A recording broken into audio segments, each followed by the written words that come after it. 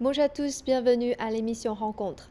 Selon les chiffres publiés le 17 mars dernier par le ministère chinois du Commerce, le commerce entre la Chine et l'Union européenne a atteint 137,16 milliards de dollars au cours des 2 premiers mois de l'année 2022, faisant de nouveau de l'Union européenne le premier partenaire commercial de la Chine. Comment cette tendance va-t-elle évoluer durant le reste de l'année? Quels sont les principaux domaines de coopération entre la Chine et l'UE? Quel est le potentiel de développement commercial entre les deux parties? Pour en parler, nous avons le plaisir de recevoir aujourd'hui deux invités, M. Ding Yifan, professeur à l'Université des langues étrangères de Beijing et chercheur principal à l'Institut Taihe, et M. Denis Depoux, directeur général Monde chez Roland Berger. Bonjour. Bonjour. Bonjour. L'Union européenne a été le premier partenaire commercial de la Chine durant 16 ans, de 2004 à 2019. La situation a changé à partir de 2019. Pendant 2 ans, l'ANSEAN est devenu le premier partenaire commercial de la Chine. Mais durant ces 2 premiers mois de l'année 2022, l'Union européenne a retrouvé sa place de principal partenaire de Chine. Comment expliquez-vous ce phénomène, Monsieur Ding? En fait, euh, on devrait dire que l'Union européenne a été toujours le premier partenaire de la Chine pendant très très longtemps. Et en fait, le fait même que pendant un court laps du temps, l'Union européenne s'est fait doubler par l'ASEAN comme partenaire principal commercial de Chine, c'est aussi à cause du retrait du Royaume-Uni de l'Union européenne, parce qu'on a on a enlevé une partie importante du commerce bilatéral entre la Chine et l'Europe, et aussi parce que ces 2 dernières années, il y a eu un sursaut de volume commercial entre la Chine et les pays de l'ASEAN à cause des projets d'investissement. Parce que la plupart des pays de l'ASEAN sont membres de la route maritime de la soie. Donc, le commerce bilatéral entre la Chine et les pays de l'ASEAN augmente à mesure que l'investissement de Chine dans ces pays augmente avec des projets de ce qu'on appelle ceinture route. Parce que la Chine investit beaucoup dans les infrastructures de ces pays et ce qui entraîne une augmentation du commerce aussi. Et Monsieur Depoux, d'après vous, quelles sont les principales raisons de ce rebond du commerce entre la Chine et l'Union européenne?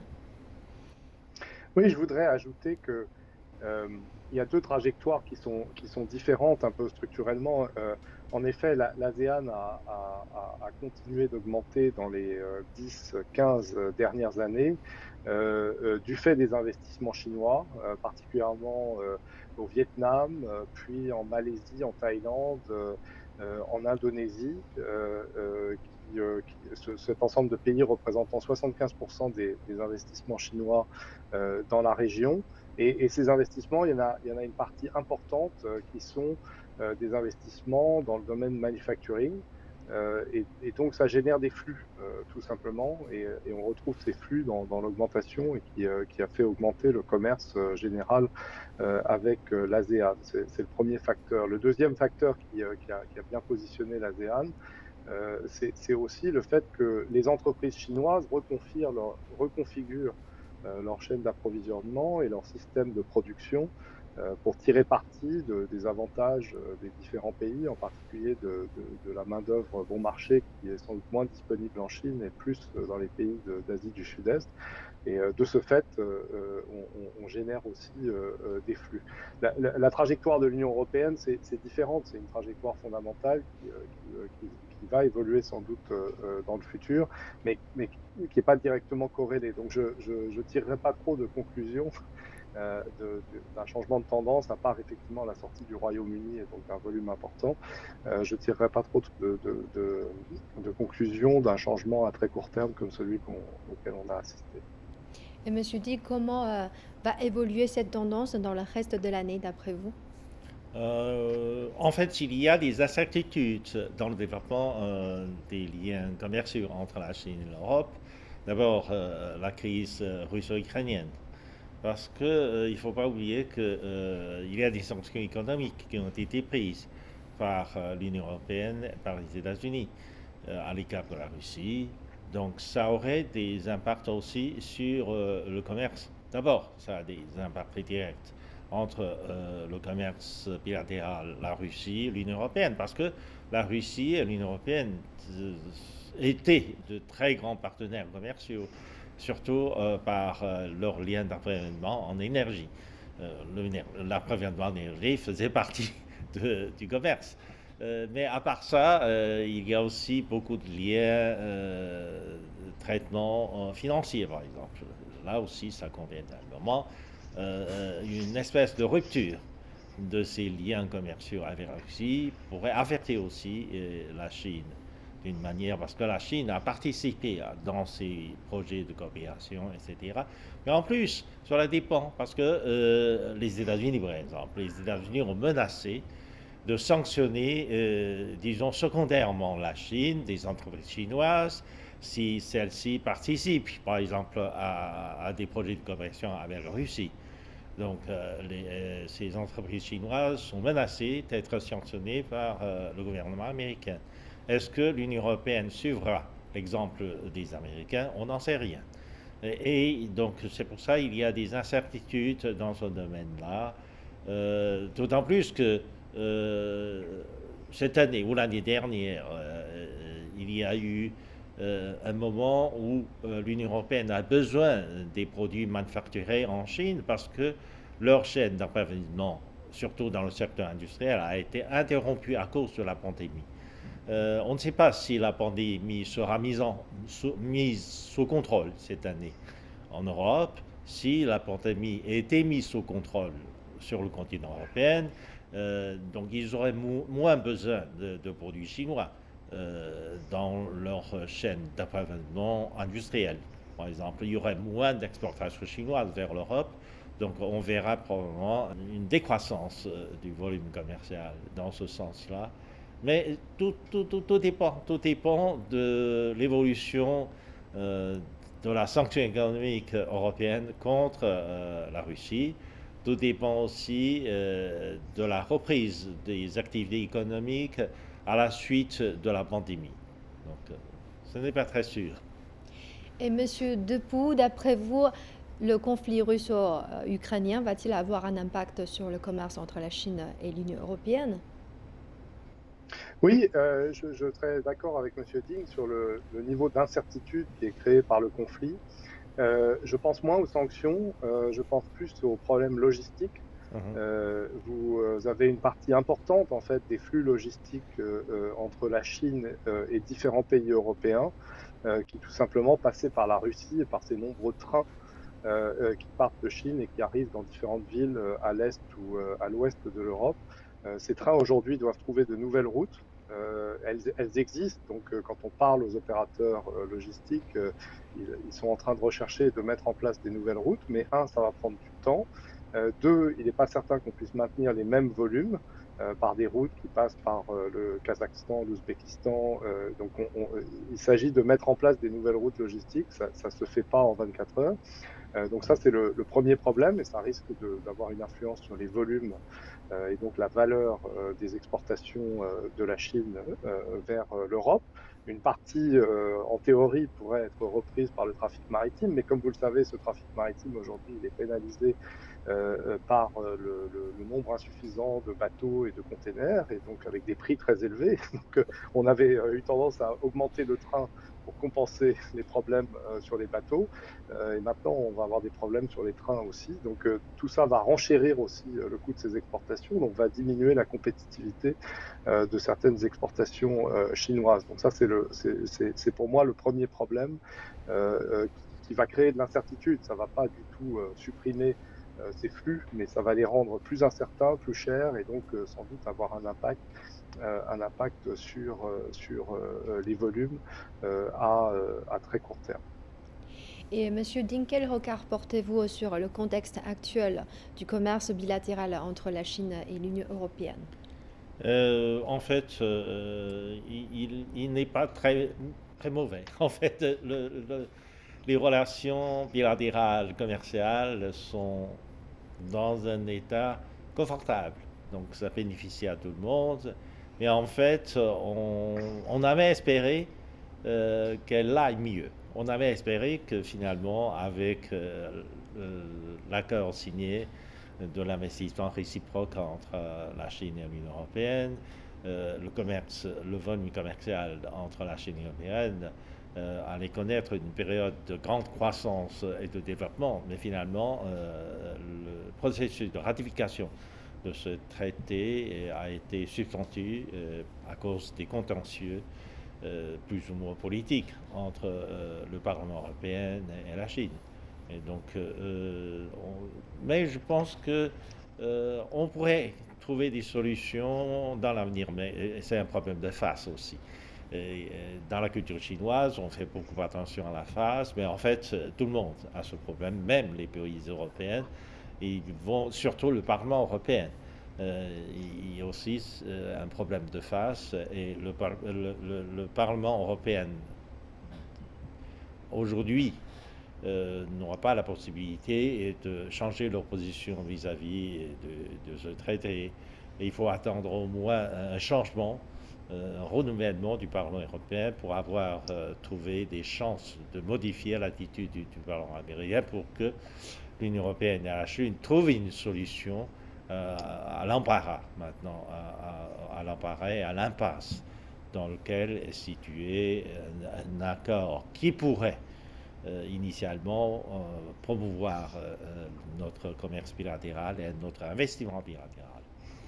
Et quels sont actuellement les principaux domaines de coopération entre la Chine et l'Europe, Monsieur Debout?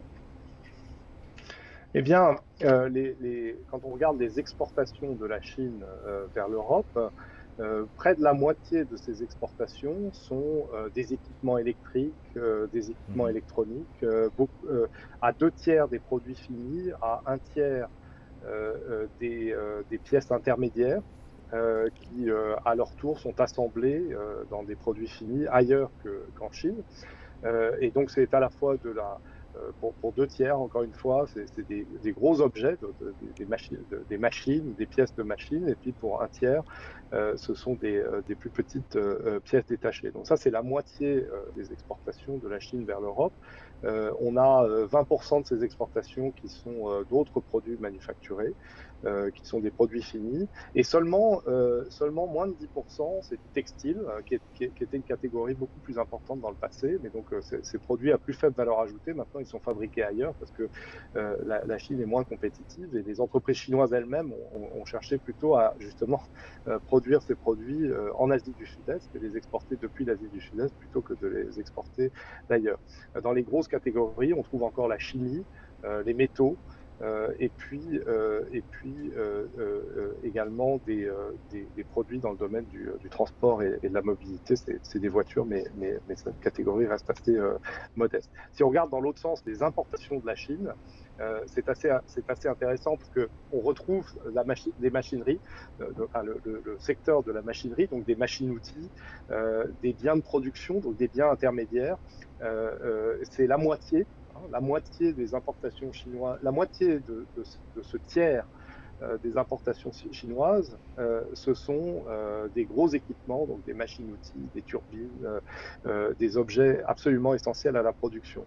Alors, qu'est-ce qu'on peut tirer comme conclusion quand on observe ces accords? C'est que, en fait, la compétitivité mutuelle de l'Union européenne et de la Chine se nourrit, c'est-à-dire que l'Union européenne a besoin de compétitivité importée de Chine par des productions à des coûts très abordables. Et puis, la Chine a besoin, pour produire ces choses, de la technologie et puis de machines qui sont produites en Europe. Mais c'est en train de changer. C'est en train de changer, c'est-à-dire que petit à petit, on voit que le niveau de sophistication de ce que produit la Chine augmente considérablement et vient d'ailleurs parfois en concurrence avec des produits européens. Et puis, donc, toute cette partie du commerce entre l'Union européenne et la Chine va aller en s'amenuisant dans le temps. Et Monsieur Ding, d'après vous, y a-t-il une différence entre le commerce Chine-Europe et Chine-ASEAN? Ah oui, en fait, entre le commerce Chine-Europe et le commerce Chine-ASEAN, il y a une différence fondamentale. C'est que, comme M. Debout a expliqué, dans le commerce bilatéral Chine-Europe, il y a une certaine complémentarité. C'est-à-dire, on importe de l'Europe des équipements de production industrielle et on produit des, des, des, des, des produits manufacturés finis pour vendre aux consommateurs du marché européen. Euh, C'était ce genre de coopération, alors que euh, les volumes commerciaux sont importants entre la Chine et les pays de l'ASEAN, mais si on regarde dans le détail, l'échange commercial entre la Chine et les pays de l'ASEAN sont composés principalement des produits intermédiaires. Il y a bien sûr des produits finis, mais il y a beaucoup de produits intermédiaires. En fait, la Chine et les pays de l'ASEAN sont situés sur une même chaîne d'approvisionnement industriel. La Chine importe une partie de pièces détachées des pays de l'ASEAN, surtout de matières premières, et réexporte des pièces intermédiaires aux pays ASEAN, surtout dans des pays où la Chine a créé des zones industrielles ou des parcs industriels, comme en Indonésie, en Thaïlande, au Cambodge, etc. etc. Puis là, les produits finis ont été rassemblés avant d'être exportés en Europe et aux États-Unis. Un sommet entre la Chine et l'Union européenne est prévu le mois prochain. À quoi pourrait-on s'attendre durant ce sommet, Monsieur Debout? Il y a pas mal de tensions qui se sont accumulées entre la Chine et l'Union européenne au sujet de la Lituanie, l'échange de sanctions qui a eu lieu et qui a conduit au gel par le Parlement européen, comme le rappelait M. Ding, de l'accord Oui. sur les investissements. Ce sont des sujets politiques. D'un point de vue économique, comme M. Ding l'a rappelé auparavant, la relation entre l'Union européenne et la Chine, elle est très bonne. Elle est en train de se modifier, donc structurellement, avec l'Europe qui va sans doute tirer parti de la modernisation de l'industrie chinoise et qui va y trouver des opportunités, mais les problèmes politiques demeurent. Donc, on peut espérer que ce sommet permette sans doute pas de résoudre en un coup de baguette magique ces dissensions politiques, mais en tout cas de les amoindrir, de les mettre peut-être au deuxième plan. On a vu que l'Europe est devenue plus forte, plus intégrée, plus unie, grâce ou à cause du conflit entre la Russie et l'Ukraine, avec des positions plus fortes. Il faut espérer que ces positions aussi se matérialisent dans une relation peut-être plus forte avec la Chine. Et dans un monde qui ne peut pas être complètement bipolaire ou tripolaire entre les États-Unis, la Russie et la Chine, et où l'Europe, qui a un poids économique considérable, peut jouer un rôle. Donc on peut espérer que ce sommet permette de rapprocher les points de vue et de créer un peu plus d'espace pour que ces relations économiques se développent sans trop d'incertitudes.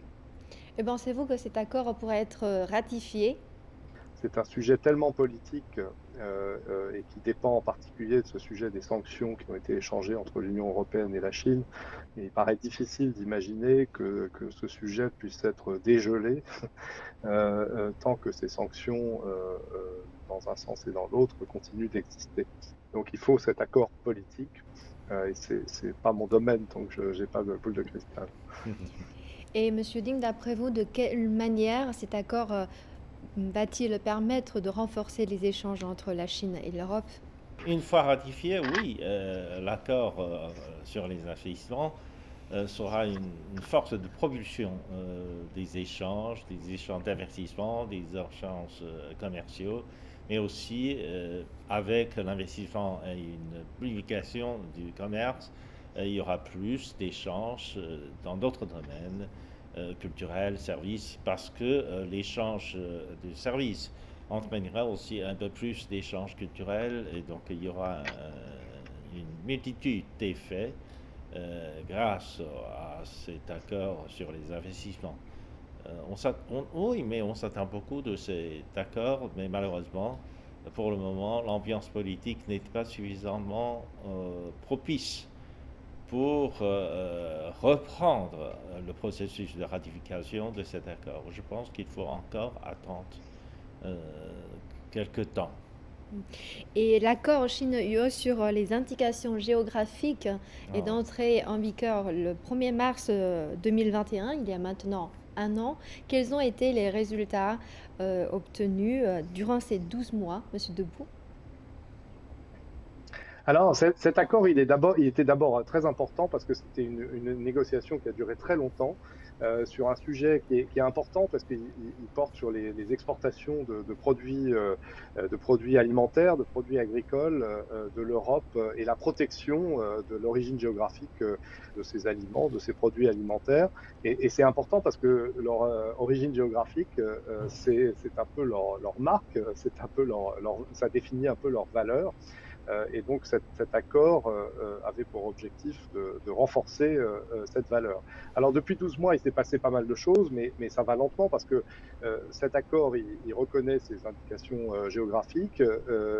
Ça permet donc à des produits de trouver leur marché en Chine, mais ça n'empêche pas que pour qu'un flux d'exportation de ces produits de l'Europe vers la Chine se mette en place, il faut obtenir des licences, il faut que les autorités sanitaires valident ces produits, etc. Et donc ça prend du temps. Donc il est un peu tôt, en fait, même après 12 mois, il est un peu tôt pour voir en fait des effets concrets, mais il est certain, et certains de nos clients nous en parlent, il est certain qu'on va voir plus de produits européens de qualité arriver sur le marché chinois et être valorisés comme tels dans les mois et dans les années à venir. Et on a vu par exemple des produits comme le vin français gagner des parts de marché au cours de l'année 2021. C'est pas lié seulement à cet accord, c'est lié aussi au fait que les vins australiens, du fait des restrictions qui ont été imposées, ont perdu des parts de marché. Donc il est assez difficile de lire dans les chiffres en fait spécifiquement le résultat de cet accord par rapport à d'autres choses qui se sont passées dans l'économie de ces produits et qui ont retiré du marché une partie de ces produits. Monsieur Ding, quels sont vos constats? En fait, je pense que la généralisation des produits dits d'origine contrôlée, régionale, d'intégration géographique, était d'abord une idée française. C'est la France qui avait commencé à identifier les produits d'origine contrôlée en France, sur le territoire, etc. Mais c'était une idée relativement récente. Avant cela, par exemple, le champagne et désigne le vin gazeux, plus ou moins gazeux, seulement dans la région de Champagne. Alors autrefois, même dans la Touraine, dans d'autres régions de France, on produisait aussi des vins appelés champagne. C'est la France. Donc il y avait des producteurs de vins, etc., qui ont exercé une pression pour que le gouvernement intervienne et définisse l'origine des zones de production spécifiques, etc. Donc de même, d'abord il y a champagne, il y a cognac, armagnac, etc. Pour les vins, c'était ça, et puis pour d'autres produits agricoles, etc. Et la France a essayé de faire promouvoir ce modèle aux autres pays européens, et c'est devenu un standard européen partout en Europe. Le fromage doit être désigné de l'heure d'origine, de pays d'origine, etc. Tout cela est parti dans les années 70-80, 1970-1980, etc. Et maintenant, la France est en train de proposer ce genre d'idée avec l'Union européenne. L'Union européenne maintenant est devenue un acteur actif dans ce domaine-là. Le fait même que l'Union européenne a signé cet accord avec la Chine pour promouvoir cela a une signification importante parce que ça assume un contrôle de la qualité des produits alimentaires, agroalimentaires, pour assurer, en fait, tout cela pour désigner le lieu de production des produits, pour assurer donc la qualité, le contrôle de la qualité des produits, etc., etc. Donc, de ce point de vue, c'est une mesure en faveur des consommateurs. Bien sûr, mais c'est une mesure contre les copies, contre les fraudes, les produits de fraude, etc. etc. Sur le plan philosophique, il y a toujours un équilibre à tenir entre la protection des producteurs, des intérêts des producteurs, la protection de la qualité des produits, etc. Mais aussi, il faut éviter de tomber dans le piège de monopole. Parce que, visiblement, autrefois, le champagne, ça désigne le produit du vin gazeux dans une région déterminée. Mais les autres pays ou les autres producteurs qui veulent produire du vin gazeux, ils ont le droit d'appeler leur vin champonisé au lieu de champagne, mais ils peuvent utiliser le terme champonisé, etc., pour désigner ce genre de vin, etc. Je pense que à cet égard-là, on doit laisser un peu de compétition sur le marché, car trop de monopole, trop de protection ruinera aussi la concurrence. Et quelles opportunités cela présente-t-il dans l'avenir? Dans l'avenir, ça pourrait assurer une meilleure confiance des consommateurs en produits d'origine contrôlée, etc., etc. Les produits chinois seraient mieux acceptés par les consommateurs européens et les produits européens seraient très bien accueillis aussi par les consommateurs chinois parce qu'il y a l'indication de son lieu de production et donc ça assume un contrôle de qualité renforcé. Et quel est le potentiel de développement commercial entre la Chine et l'Europe, Monsieur Debout? Il y a toujours beaucoup de potentiel de développement des relations commerciales entre l'Europe et la Chine. Les investissements des entreprises européennes en Chine sont en augmentation. Lorsqu'on regarde les différentes enquêtes qui sont réalisées auprès des entreprises, il y a toujours une intention d'augmenter ces investissements et avec une philosophie qui est différente du passé. Dans le passé, on faisait des investissements en Chine, beaucoup, justement pour fabriquer des pièces détachées qui étaient à leur tour assemblées dans une chaîne d'approvisionnement où on fabriquait des produits chimiques ou des métaux qui rentraient dans une chaîne d'approvisionnement. Cette thèse va continuer d'exister, mais parallèlement, on voit bien que la thèse de produire en Chine pour un marché chinois dont la demande devient plus sophistiquée et donc du coup des entreprises étrangères et en particulier des entreprises européennes avec des produits à forte valeur ajoutée sont très pertinentes pour produire dans ce marché. Cette thèse va petit à petit prendre de plus en plus de parts de marché dans les investissements européens en Chine. Donc il y a des perspectives très favorables de développement. Il y a des perspectives dans le domaine des services, que ce soit des services financiers, de l'assurance, de la banque, mais également dans les services autour de la lutte contre le changement climatique, donc des services énergétiques, qui est un domaine qui est très développé en Europe, beaucoup plus que partout dans le monde, avec des champions mondiaux et qui sont présents en Chine et qui ont déjà un historique important sur d'autres sujets et qui vont pouvoir déployer leurs offres dans ces domaines.